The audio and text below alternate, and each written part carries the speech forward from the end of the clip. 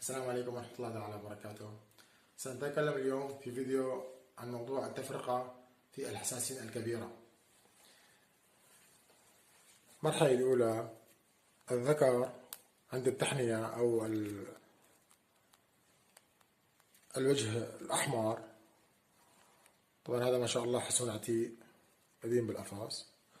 لاحظ أن التحنية فوق العين تكون زيادة، بيقولوا شاطحة العين، بعد العين.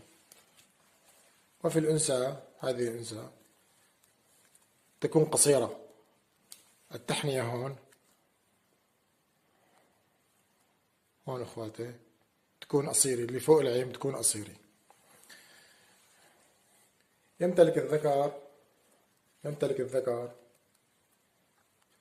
أما نحاول قدر الإمكان إنه ما نأثر على الطيور. يمتلك الذكر منقار طويل وضيق، والأنثى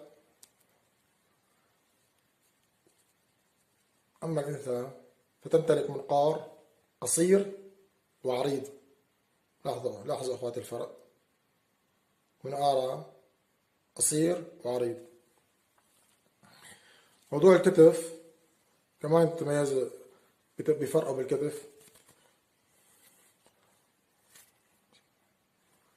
لاحظوا أخواتي، هون الكتف يكون أسود، بيكون الصفار، منطقة الصفار هون، بسم الله الرحمن الرحيم، بيكون الصفار هون عريض. بالأنثى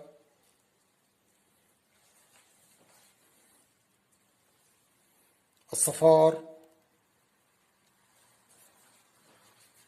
ضيق. لاحظوا أخواتي، طبعا الطيور في مرحلة غيار الريش أو تبديل الريش. وهون مكان الكتف أبرش عند الأنثى، هون أبرش عند الأنثى وأسود عند الذكر. وفي نقطة كثير مهمة، هو نحن بنسميه بسوريا أو بحمص مزبل الطير أو منتر الطير.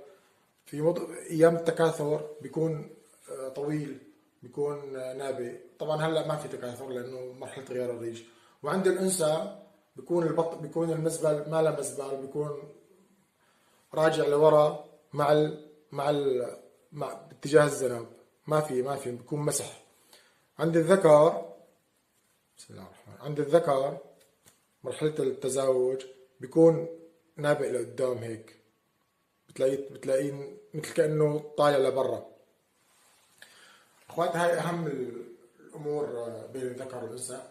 بدي احكي بس لمحة بسيطة عن التفرقة بين الذكر الجديد والانثى الجديد والذكر الصيد البرية، يعني احنا بنسميه كبش جديد. اهم نقطة اخي، الارجل في الذكر، الارجل في القديم، الحسون القديم بتكون بيضاء. لاحظ انه كأنها هذا قديم الطير. بالصيد الجديد، صيد براري، بيكون الاسود، بتكون الارجل سوداء. بعد مدة بالقفص بتنزل، بيقشر لانه ما بتعرض للشمس، بتقشر وبتصير بيضاء. واغلب الطيور بالغالبية العظمى وليس بالمجمل تكون لون التحنية برتقالية. تكون التحنية هذا الأحمر هون برتقالي. وتكون بالعصفور القديم، بالحسون القديم بالقفص بتكون التحنية برتقالية.